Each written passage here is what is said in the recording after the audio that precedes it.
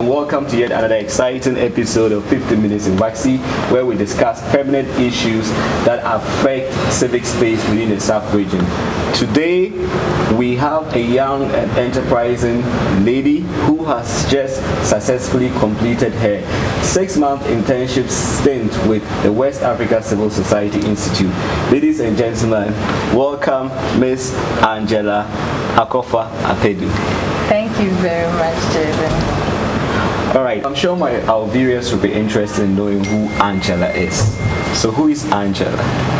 Okay, so Angela is a young lady who's always seeking an opportunity to make impact wherever she finds herself. So she always makes the effort to explore opportunities that would help her learn, so that wherever she finds herself, she can give off that impact that she wants to. So yes, that has been my journey, going through undergrad level and having done my master's in international affairs and diplomacy. I look forward to becoming a diplomat. Yes, and then advocating for issues concerning women and youth on our continent and globally. That's who I am. Wow, interesting. Angela, so can you kindly tell us how you got to know about the Next Generation Internship Program?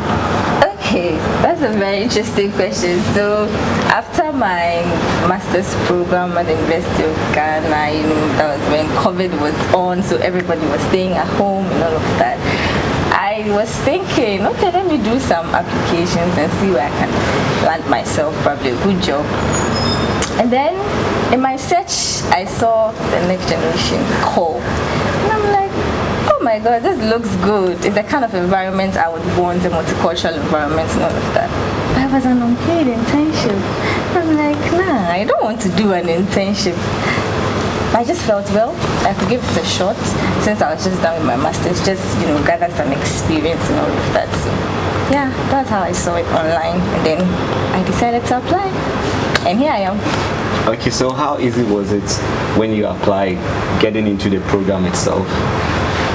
Okay, so the application process was quite rigorous for an internship because I didn't expect to go through an application process like that and have to go through an interview and all to be selected. But then I think having done that was worth it. Yeah. So did you have to go through an interview process? I did where I was asked about my background in policy influence and advocacy, because I had applied to intern with the policy influence and advocacy unit. So I was asked about my background in advocacy, and I told them I used to do some writing and all of that. I had passion and interest in women leadership and youth leadership as well. So that was how I got here. So you have an interest in policy influence and advocacy. So to what extent has the internship helped you to explore that thematic area? Okay, so I would always, any day, quote my boss. When I came in, she told me that, hey, no matter who you are, you can be an intern, but then you should have a voice, you should speak out if you want to push for anything. That's what advocates do. So I've always held that at the back of my mind, and that was exactly why I needed to spur me on to take up the courage to, explore issues on advocacy.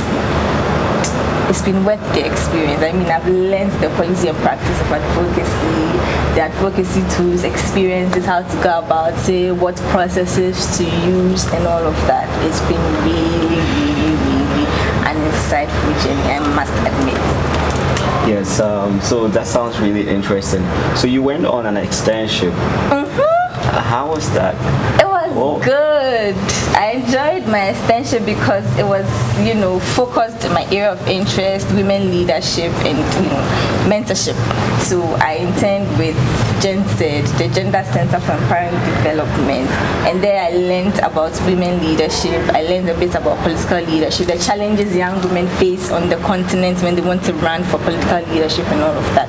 I wanted the general bit of women leadership, but I didn't really get that bit. But then what I learned was really, really helpful, for me. So the internship experience was exciting. I also got the opportunity to, go on the field, and then I led on a number of projects, and it was quite successful. I really enjoyed my 3 weeks stay. So for people watching out there who are interested in joining the WACSI Next Generation Internship Program, what should they expect once they get the opportunity? I'd say expect an exciting journey. It's really exciting, very insightful. So first and foremost, you would come into a society or a group of people, a community where they accept people, they are willing to nurture people are receptive. That's one thing I would always take with me from WACSI. WACSI people are amazing. They are always ready to teach you. So you may come with that fear of, what am I going to learn? How am I going to do it? But when you come in, they'll take that fear away. And then they'll give you the opportunity to really explore. So expect a lot. Expect to learn things. If you are not tech savvy, expect to explore the tech world like I have. If you want experiences in advocacy, expect civil society, issues around West Africa, what is going on globally, expect to have it on board.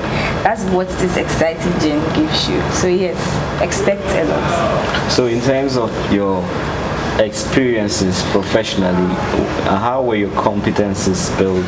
How did you build your competences, if I can put it that way? Okay, so I had a number of expectations when I was coming in. I decided that I was going to work on some of my weaknesses. I decided I was going to gain more, experiences relating with people, professional experience, building my professional network. All those things were at the back of my mind when I was coming in. So yes, when I came in, I think I've gathered a number of experiences. Like I said, the tech thing has really been great for me because I didn't put in so much effort into experiencing or exploring my tech life. But then WACSI gave me the opportunity with its Microsoft 365 tech sessions. I mean, seeing that the thematic area was to push for technology and development, I think I've really upped my game when it comes to tech. And I'll also say I've improved upon my delivery, working under intense pressure. I've actually had experience working under pressure, but WACSI gave me more of that pressure, and I think I was still able to deliver. And yes, I've had my knowledge on civic space, civic issues greatly explored. Like I've really learned about the civic space in West Africa, what it means for civic space to be closed and open, issues about democracy on the continent, what leaders on the continent are doing to ensure that all of these things are resolved and all of that. Yes, and I've built my professional network, which is very, very important because I've seen a lot of amazing people in here, people with skills, people with talents, amazing people. WACSI, in fact, is a hub of great minds, and I've gleaned from their talents. I've learned from them. So I've learned a lot of things from WACSI, I must admit. It's been great. Right. So now that the internship program is over, what are your next steps? Over. Okay, well, the internship is over, definitely. But then my life still continues, and the experience I've gathered from the internship still continues. I'm going to look at pushing for women, and then young leaders on the continent. I'm going to do more advocacy in that regard. I'm going to use my experience here to build my own professional life and be that light that shines, the light that WACSI has built me up to take out there. The excellence WACSI has instilled in me, I'm going to let that shine for the world. So I believe you've whetted the appetite of a lot of people, and they'll be interested in knowing how to apply for this program. Do you require any special skills, background, academic orientation to apply for this program? Okay, first and foremost, before any skills in anything, it should be your desire to make impact, your desire to learn. That is what pushes you to attempt anything. So if you want a learning space in this internship program, I would say that first and foremost, you need a desire. Like, I want to learn, so I must look for an opportunity to learn. That's the starting point.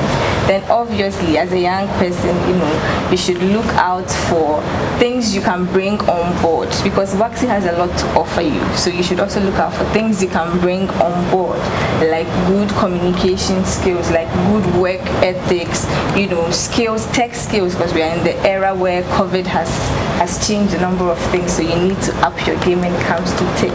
And then any other thing you feel you can bring on board to help the organization grow, as they also give you that professional space to grow, I think is worth exploring. So you may want to look at that. Do you require any particular professional academic qualifications? I don't think so. I think whichever space or field you find yourself, there's always room for learning. So don't box yourself, don't put yourself in a particular field. Avail yourself, explore opportunities that come your way. Take this great opportunity and you won't regret it, trust me. Thank you. So you heard it from Angela.